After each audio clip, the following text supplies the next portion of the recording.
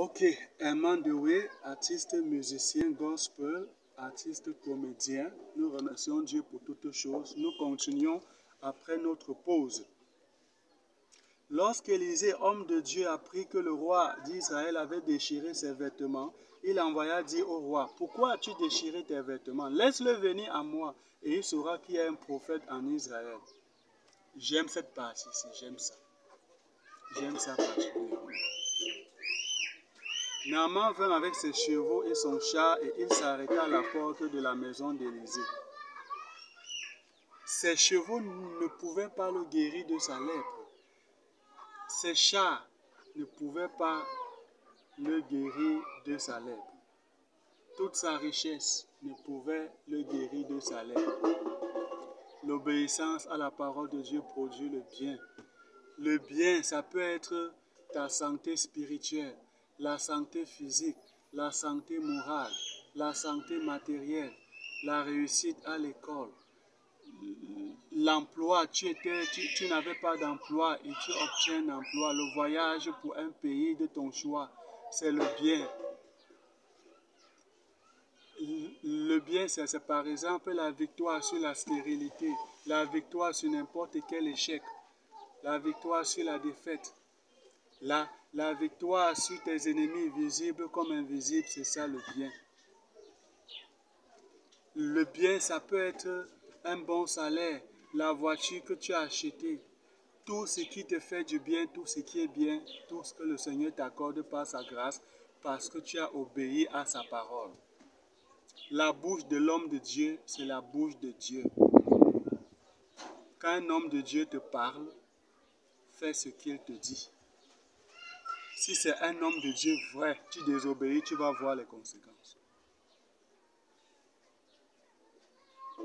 Géasi, le serviteur du prophète Élisée, homme de Dieu, a eu les conséquences. Il est allé chercher ce que Géasi avait, ce que le prophète Élisée avait refusé. Faites attention de désobéir à la parole à ce qui sort de la bouche d'un homme de Dieu. Le roi Saül a désobéi à la bouche du prophète Samuel. Dieu l'a rejeté. Dieu l'a rejeté. Faisons attention. L'obéissance à la parole de Dieu produit le bien. Tout ce qui sort de la bouche d'un homme de Dieu vrai est la parole de Dieu. C'est Dieu qui parle. C'est Dieu qui dit cela. Un homme de Dieu, ce n'est pas parce que nous en venons toujours à croire, ou peut-être certains se disent que un homme de Dieu, c'est un pasteur, c'est un prophète, c'est un apôtre, c'est un docteur, c'est un évangéliste, c'est un diacre, c'est un évêque. Un homme de Dieu, celui qui a un titre est automatiquement un homme de Dieu. L'apôtre Paul a appelé Timothée homme de Dieu.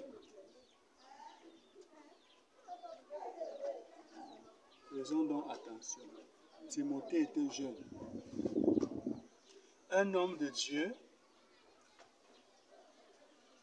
c'est toute personne.